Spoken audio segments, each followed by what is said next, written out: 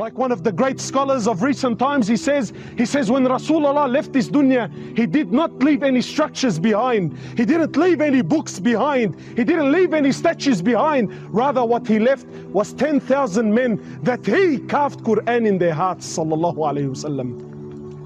And he smiled because he knew that I can leave and these men will carry on my mission.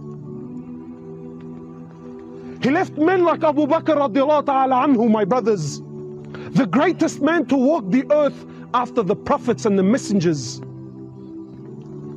A man whom he sallallahu alayhi wasallam, he says to his Sahaba, he says, I presented Islam to every one of you and every one of you buckled except Abu Bakr. He accepted that immediately. He says, every one of you did me a favor and I paid back that favor. Except for Abu Bakr, I physically cannot pay him back. Allah will pay him back on the day of judgment.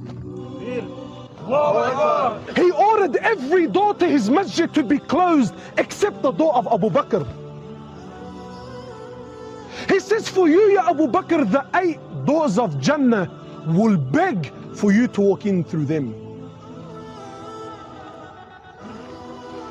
It was men like Abu Bakr who made Rasulullah sallallahu alayhi wasallam smile. When Umar said, today I will beat Abu Bakr, he comes to the Prophet of Allah, he says, O Prophet of Allah, I come to you today and I bring you half my wealth. He says, Umar, what did you leave for your family? He says, O Prophet of Allah, I left the other half for my family. Then Abu Bakr walks in. He says, O Prophet of Allah, today I come to you with all my wealth. You see, my brothers, because we are people of dunya, this is what impresses us. The fact he came with all his wealth. But by Allah, this is not what made Rasulullah smile. What made him smile was when he asked Abu Bakr, if you've come with all your wealth, what did you leave for your family? He said, I left Allah and His Prophet.